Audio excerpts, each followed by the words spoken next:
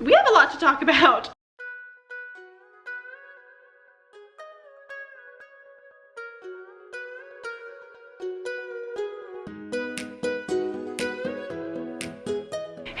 Welcome back to my channel. My name is Maylene. For those of you that don't know me, this intro is going to be super short because we have a lot to talk about. I am a first grade teacher in Middle Tennessee. For those of you that are new, and if you are new, I hope you consider clicking that red subscribe button down below. But a while back I asked everybody who's following me on Instagram to tell me their assumptions about me, and today I'm gonna react to it. So I went back and screenshotted all of your responses. I probably will not get to all of them, but I'll try to get to as many as I can, so let's get started. The first one says, you don't swear. I do swear. I don't swear a lot, but I have moments where I do swear, so that's out there. You always get everything done. No, not even close. I feel like I'm always trying to catch up, actually. Your house is always clean.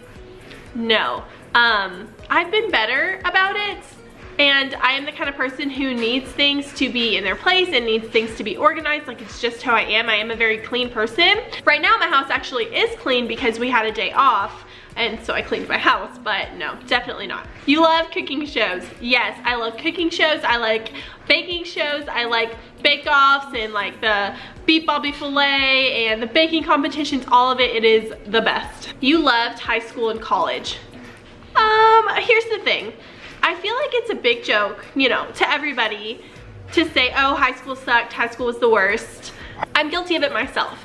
I've said before, oh, high school sucked, I would never go back. And would I ever go back? No. Did I love high school? I think in general, I had a pretty good high school experience. You know, I had it pretty well. High school was where I felt really successful. And as far as college goes, I actually really did not like college. Don't get me wrong, with college comes, you know, a lot of freedom. It's a lot of doing whatever you want when you want to do it. It's also working a lot. It's also, you know, making new friends, losing new friends. It's also crazy, weird professors. Like, there's so much to it. Oh, don't even get me started on roommates. I don't know, I definitely did not love college because I've always just been the kind of person who wanted the next step. For high school, it was college. I wanted to get into college. And for college, it was career. I wanted to be in my career. And now that I have my career, this is where I want to be. So looking back on college, was it awful? No, I actually did enjoy college, but it was never something that I was like, I love college. You know what I mean? I don't know if that makes sense. You would do anything for your loved ones.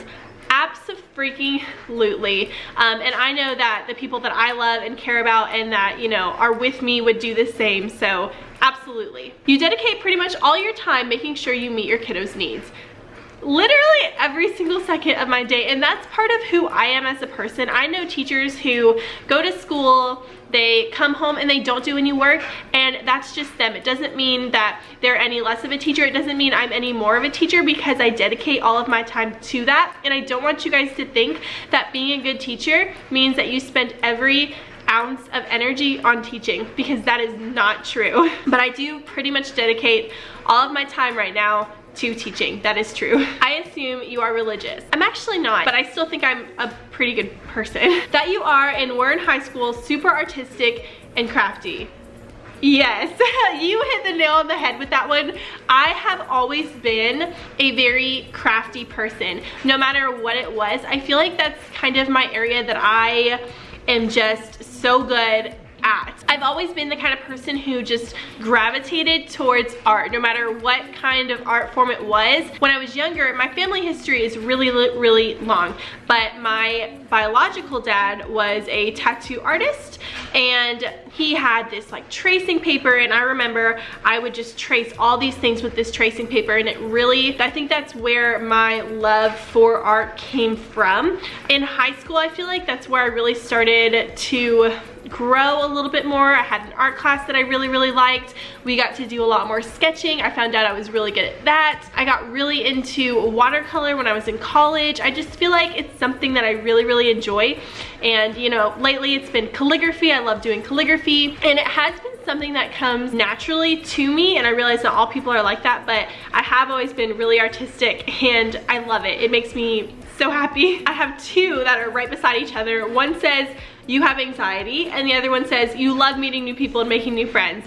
And both of these are true, because I do have anxiety, and I feel like it started to develop a little bit more in college, and maybe that's the same for most people too, because it's a really big change in your life. And as far as meeting new people and making new friends, I do enjoy that, but I enjoy it more over the internet than I do in person, because being around people in general does make me a little bit anxious. I used to be a lot more extroverted than I am now. Ever since I went to college, I kind of pulled all of that in, and if you are watching this and you went to high school with me, you know, like, I was a very different person in high school. I was much more extroverted, I feel like, and as I got older, that's kind of brought in a little bit. Now, if I'm around people like I really do enjoy, I will go, you know, crazy and have fun with them and things like that. Like, I can still have that really extroverted side to me, really extroverted side, but I don't really love meeting people. It makes me really, really nervous. I never know what to say. I have word vomit. Like, it's just not a fun time for me. You always wanted to become a teacher. No, but yes. When I was little, when I was in 2nd grade, actually, I've already told this story in a Q&A I did, but I did want to be a teacher. I loved all of the things that came along with teaching, but as I got older, I never really thought that was a possibility for me. I had a big issue with public speaking, and so, you know, I didn't go into college straight away to be a teacher, but I am incredibly thankful to be where I am now. You and your hubby want to have kids soon. No, I don't. And I was never that person who was like, I want to rush into marriage and I want to have kids. Like, it just never was for me. I definitely do want to have kids, 100%. I want to have kids, more than one kid. I don't want that to happen now. I feel like everything for me is just starting. Our marriage is just starting, even though we've been together 9.5 years. Everything is just beginning for us, and I don't want to have kids too soon. I feel like it's totally okay to wait. So we are waiting a little bit before we have kids. You're the best teacher to your students and make learning fun. I try my best to make my kids have fun in the classroom. I try my hardest to make sure that school is a place they really, really enjoy. So I would say true. You're waiting at least 2 more years to have a child. Yeah, at least 2 more years, I would say. You have the kindest heart and you talk to me before you got all of your followers. That's really nice of you to say, and part of me starting this YouTube journey was not so I could get on here and talk at you guys. I really wanted to talk to you guys, and so if you scroll through my comment section, you will see I respond to just about every single one, because it kills me when I find like a YouTuber I love or a channel I love and I look in their comments and, you know, maybe they heart it or something because they're busy, but I seriously love interacting with you guys any way possible. That's why I'm always saying, hey, jump on my Instagram, because I'm a lot better at communicating through Instagram than I am through YouTube, but I love talking to you guys, so absolutely true. You're a ball fan, go Big Orange. Yes, I am. I went to UTK for 1 year. I transferred because it was just expensive, it was far away, but I am a Vols fan. You've seen all of the episodes of Gilmore Girls. It's funny that you say this, because no, I haven't, and my sister really, really loves Gilmore Girls. She definitely has seen all the episodes. I never really got into it. Like, I would always watch it with her if she was watching it, but it's never really something that I was like, oh, this is my favorite show, so no. And on that note, I've never seen The Office, I've never seen Friends, I've never seen, what are other ones people like, Parks and Rec. You're nice and work hard and enjoy it while you do. I try my best to be nice, and I try my best to have fun while I work. Working right now does feel more of like a hobby to me than it does a job, and I hope it stays that way. And I've been working really hard at kind of monitoring myself and making sure that I'm happy when I'm at school. And if I'm at school doing things that I am just drowning in, I will leave. So I'm trying really hard to keep it that way. You only have Apple products. This is not true. I do have my iPhone, I have my Apple Watch, I have my MacBook, I have my iPad mini. Okay, wait, what do I have that's not Apple? I have Beats headphones, but I think Apple sells those. Oh my gosh. Okay, maybe I do only have Apple products, but okay, yep, that's true. You have a heart of gold and you positively impact every person you interact with. Kim, I love you so much for saying this. I try really hard. I try really hard to be a positive person, and I do think I have a really good heart. I definitely don't think every single person I interact with loves me. In fact, I think that's very not true, but thank you so much for saying that. That means a lot. You're kind-hearted and feel awkward about calling people out even if they need it. That is so true. I am the worst. It just gives me so much anxiety. I can't do it. If it's something that's like important or, you know, gonna hurt somebody or things like that, yes, I will say something, but as far as calling people out for just like every little thing, I'm not that person because I'm not an argumentative person. I never want to be an argumentative person, and so it's really hard for me to do that. So no, I usually don't do that. You're happily married. I am. I'm married to my high school sweetheart. You've always been the mom with your group of friends. Don't worry, me too. No, actually, I'm really not. I've never seen myself as the mom of my friend group, and I definitely don't think my friends see me as a mom. I feel like I can be protective, but I'm definitely not the mom of the group. That you are so kind and would get along with me really well. Hopefully. You are super organized. Yes, but also no. There are places where I am like OCD organization all the way. Like my classroom, organized. My kitchen cabinets under my sink, all of that, organized. My bathroom, so organized. Like I'm the kind of person who all of my pantry items, they're in those like those Good Grips containers, and they're all like pretty and white, and you know, everything's like nice and organized and has a spot. But you know, my second bedroom over there, it is a hot mess. I don't even bother with that. Like the place where I do my videos normally, it's a mess. So I am really organized, and organization is something that I have a passion for, but I'm not 100%, if that makes sense. You're always happy. Definitely not, and I feel like no one is. I feel like a lot of the time I do put on a smile and I try to be really happy, and even if I'm having a bad mood, I will smile so I can make myself happy. I feel like overall I am a very happy person, but of course I'm not always happy. That's not realistic. You're from the South. Yes, I was actually born in Florida, and I moved to Tennessee right before my 11th birthday, and I'm in Tennessee now, so yes. You splurge on things for your classroom and you put your students first. Always. More than I should. To both. You're awesome. Thanks. You're the nicest person ever, and you're a student's favorite teacher. It's so funny because I teach first grade. My students have had a preschool teacher, a kindergarten teacher, and me. And of course, my students tell me I am their favorite teacher. I have kids from other classes who tell me I'm their favorite teacher, but y'all, they say that to all of their teachers, and that is okay. They like me. That's all that matters. You've been teaching for a few years. No, I'm a first-year teacher. Again, I took this poll on Instagram, so maybe you don't know, but this is my first time doing all this. I'm trying to do the best job I can. I really am. You have a huge heart for your kids. Yes, absolutely, and it's so much more than what I thought it would be. You know, student teaching, I loved my kids, but having your own class is so different, and it is one of the most important things in the world to me, so yeah. You are the sweetest person and always willing to help. You've helped me so much. That is true. I am always willing to help people, which is why, you know, it's part of the reason I started this YouTube channel, was to help others, specifically, you know, student teachers, students in high school who wanted to be teachers, first-year teachers, people who are going through what I'm going through or are about to go through what I'm doing right now. But I am always here for you guys if you need anything, so I'm glad you know that. You're positive, love your students, and creative. I am so glad that these are actually really nice assumptions. I got kind of scared because I watched some assumptions videos, and some of the things people say are really mean, but thank you guys so much. That's really, really sweet of you to say. Your husband is your best friend. Yep, 100% all the way. All the way. You're super sweet to your students. Yes, most of the time. Every single teacher out there has times where they are definitely not being super sweet to their students. Sometimes they need a little tough love. Sometimes they need to be told, hey, what you're doing is not okay right now. But I feel like I try to be as much as I can. I've been sitting crisscross for so long that my legs are asleep. You're such a kind teacher, you find it hard to get mad at your students when they do something bad. No. If my students do something, specifically something they know they're not supposed to do, I get upset. And I don't get upset like I yell at them and scream at them or anything like that, but I get upset and I make sure that they know I'm upset so that it doesn't happen again.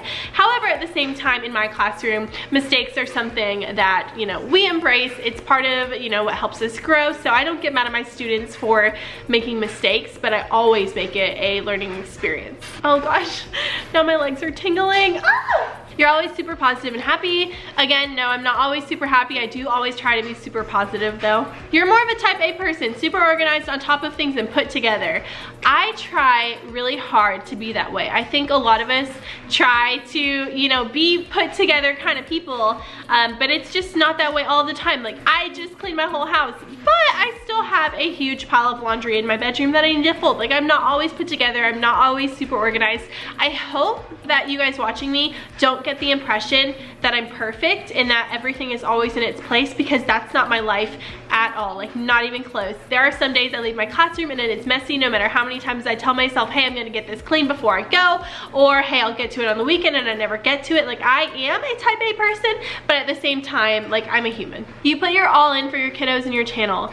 Yes, 100%, absolutely. I give my kids all of me every single day, and I try to put a lot into this channel for you guys. It's something that has become one of my favorite things to do. This is such an amazing outlet for me. It's helped me grow so much, and it's helping so many of you, and it's honestly more than I could have ever asked for. So yes. I assume you're a very organized, happy, cheerful, and loving teacher to your kids. Again, a lot of you guys think I'm organized. I am. I'm cheerful, I'm loving. I'm just not that way 100% of the time. No one can be. You're a good teacher and you love your kids.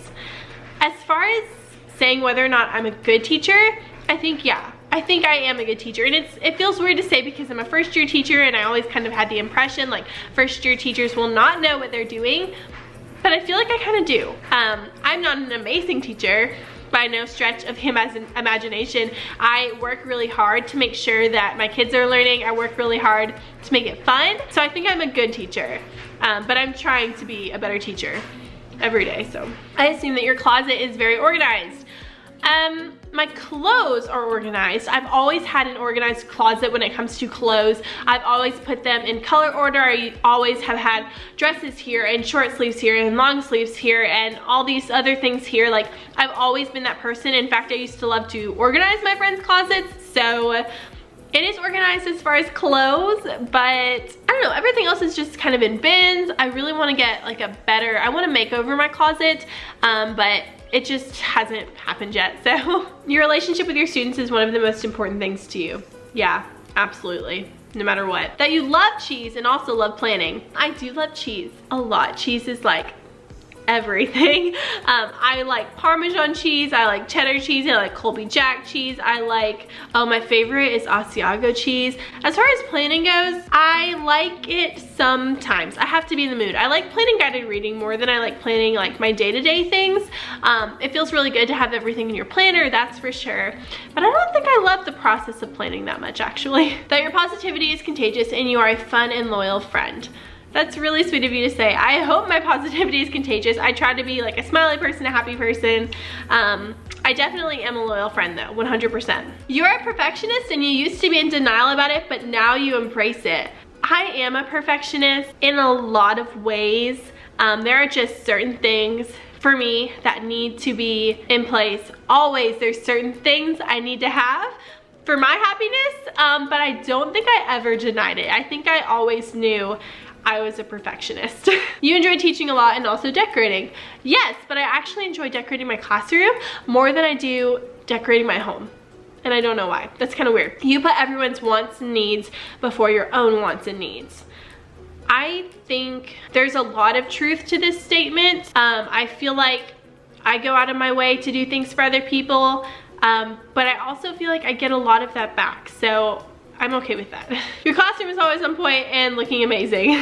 Again, I work so hard with my kids, and I worked so hard at the beginning of the year so that they understood our classroom. We are so lucky to have it. Every single thing in this room is a privilege to have. We are going to take care of it. I went over procedures so much. I feel like that is one thing I did so right going into my first year of teaching. So my kids do, they take care of our things, and I feel like our classroom definitely stays organized most of the time, but no, not all the time, because that's impossible, and it would be an impossible standard to hold to my kids. Everything is not always in place, but it's funny because I do have kids who will come up to me if something is not in its place, and they will come up to me and they'll go, "Miss Call, can you believe someone put a book in backwards?" And of course, my reaction is. Oh my gosh, I cannot believe people are disrespecting our things like that. So, you know, we work hard to make sure our classroom stays nice, but you try to connect with every single one of your students. I do. I try so hard. That is one of my biggest goals. I am teaching them all day long, but I am teaching them how to be good people. I'm teaching them how to deal with their emotions. I am teaching them to get to know themselves. I'm teaching them to, you know, just be people. And I feel like part of that is having a connection with me. And I'm not gonna be able to teach them if, for one, they don't respect me, and for two, if they don't think I care about them. And I care about them so much. I knew going in that getting to know my students was gonna be one of the biggest ways that I would be successful in my classroom, and it's so true. And there's kids who, you know, immediately will gravitate towards you. They just need that love. The teacher's pets, you know, is what you might think of, and I was a teacher's pet and I needed that love. So those kids, of course, I take care of them. They're the easiest kids to take care of. But then there's also the kids who will come in and, you know, maybe they won't smile, maybe they're a little bit shy, and those kids I'm working on more so. And I've seen so much payoff as a result of it. I've seen kids come out of their shell. I've had deep conversations with these first graders, conversations I never thought I would be having with them because they trust me.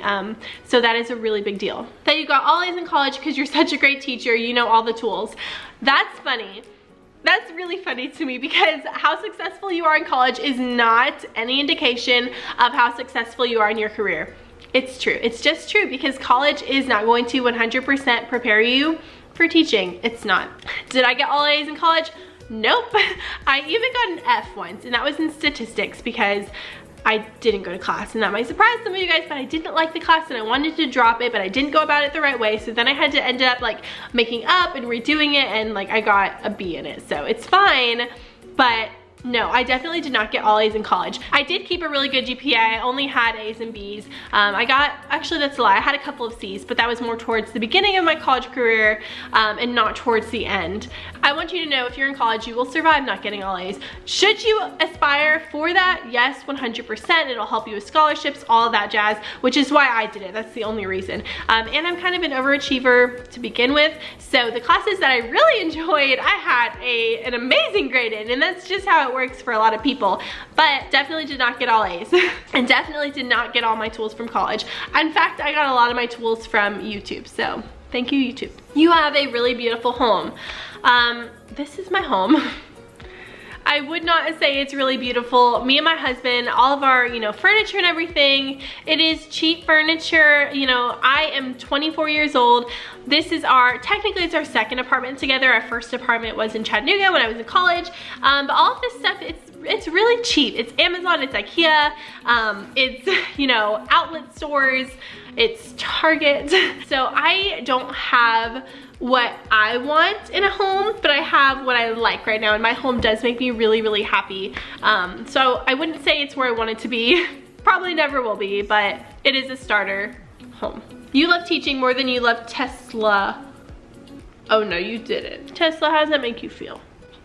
Does it make you sad? I love you. Yeah, I do. I don't know what you're thinking asking that question. No. Okay, so some time has passed. I actually lost the last few minutes of this video, so I'm gonna have to refilm that. So things may look a little different, but we're just gonna roll with it. So we left off with the Tesla question. The next one says, you are an amazing teacher and you love your career choice. Yes, 100%. I don't even need to elaborate on that. I do. I love my career choice. I feel like I get to be so many things through being a teacher, and every single day is different, which has been killing me this past week, but we are great. This one's from my sister, and it says, you eat a lot of cupcakes. Yes, that's very true. You've got your together and are super organized. It just depends on the week, honestly, if I've got everything together or if I'm not all together, you know, even just in my head. And as far as being super organized, when I want to be, 100%, absolutely. I assume you're a kind teacher who always tries to be there for her students. Yes, I do always try. Keep in mind they are 6 and 7, and so there's a lot going on with them all the time, but one of the biggest parts of your job is the social, emotional aspect to it. So there's been plenty of times where I've had to stop a lesson or stop what we're doing, and we just have to talk to each other, talk it out, work it out. So yeah, that you're insanely good at teaching for a first year. In my first year, I cried driving home 50% of the time. I have not cried yet at school or after school. I almost did actually the day before yesterday morning. It's actually Saturday. And like I said, there was a gap between when I started filming this and today. But last week was a really, really hard week for me. I still didn't cry, but I really, really wanted to. I feel like as a first year teacher, I am better off than a lot of the people who had told me their experiences previously, and I can't wait to do a video on, you know, my whole entire first year teaching experience at the end of the year. But I do feel like I am better off than a lot of other teachers. I don't know if it's because of where I teach or my students or, you know, what it is, or just how much I feel like I prepared mentally for this job. But I feel like I'm doing a pretty good job. As far as, you know, teaching everything I'm supposed to teach, I'm trying my best, and I'm definitely look back and think, oh, I could have taught this better, I could have done this better, but at the end of the day, you do the best you can. That you have no problem behaviors in your class.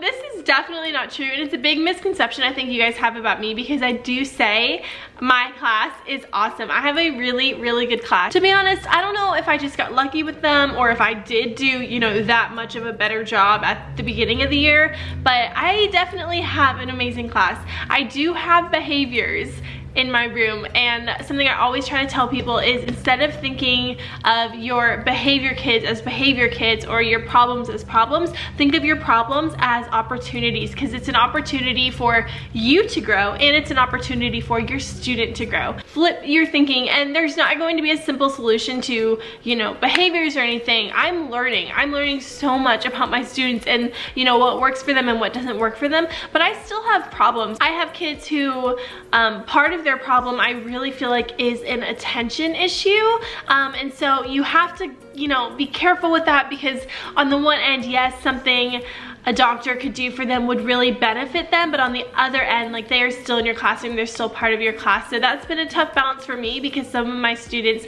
I really think would benefit from that, but it's not, you know, my duty to do that for them, if that makes sense.